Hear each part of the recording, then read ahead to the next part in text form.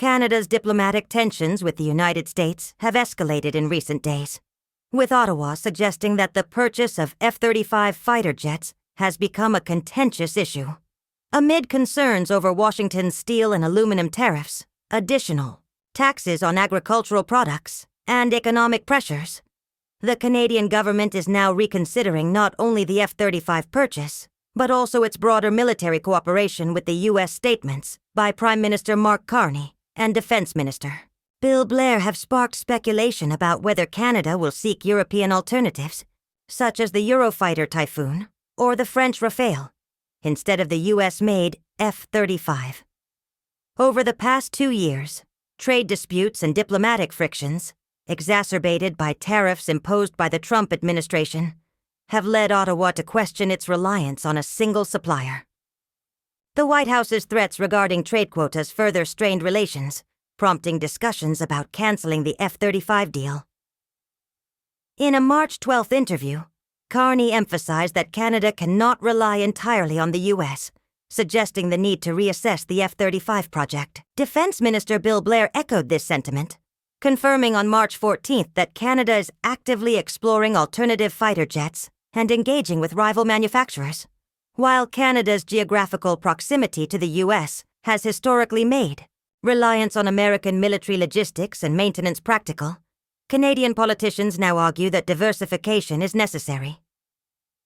European manufacturers claim their aircraft offer viable solutions, with the Eurofighter Consortium emphasizing lower maintenance costs and the French Dassault promoting the Rafale's adaptability to Canadian conditions. However, the F-35 remains attractive due to its advanced stealth technology and integration with allied forces, including the US, UK, Italy, Australia, Norway, and Denmark.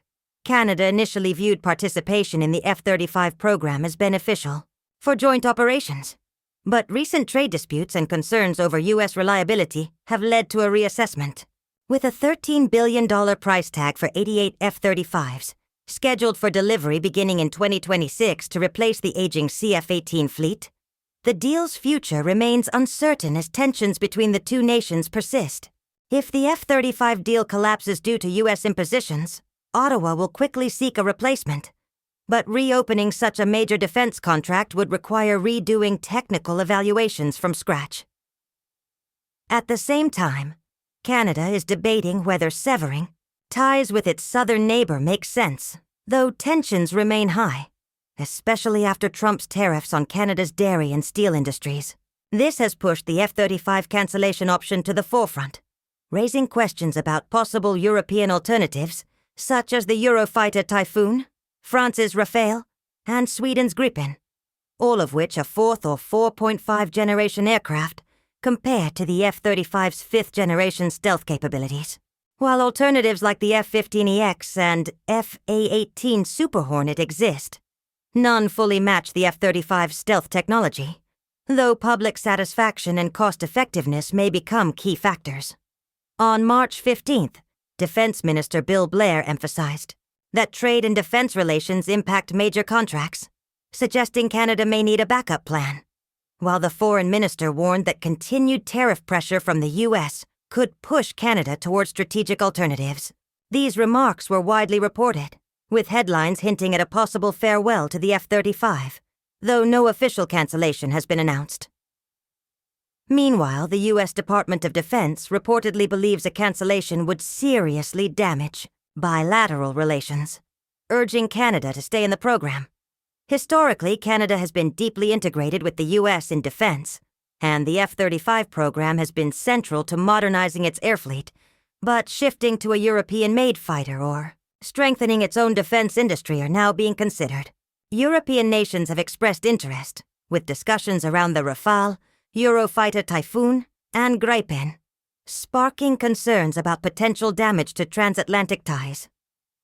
Some U.S. sources warn of severe retaliation if Canada pivots to Europe, as the issue extends beyond aircraft to broader trade and defense diversification, including potential free trade agreements with the EU and joint arms development with France or Germany. Over the past 2 years, Canada has signaled openness to the European market, seeing its heavy reliance on the U.S. post-NAFTA has a disadvantage in times of crisis. If the F-35 deal is cancelled, it would be a symbolic step toward this strategy, signaling a preference for Europe over the US, a move that resonates with a Canadian public frustrated by tariffs and eager to resist American pressure. Critics argue that scrapping a multi-billion-dollar deal could harm Canada as well, but many believe working with Europe is a better option than yielding to US demands. The US expressed concern on March 16th, warning that Canada would pay a heavy price for its decision, with some predicting Ottawa will eventually backtrack while others suggest Trump's confrontational style will prolong tensions.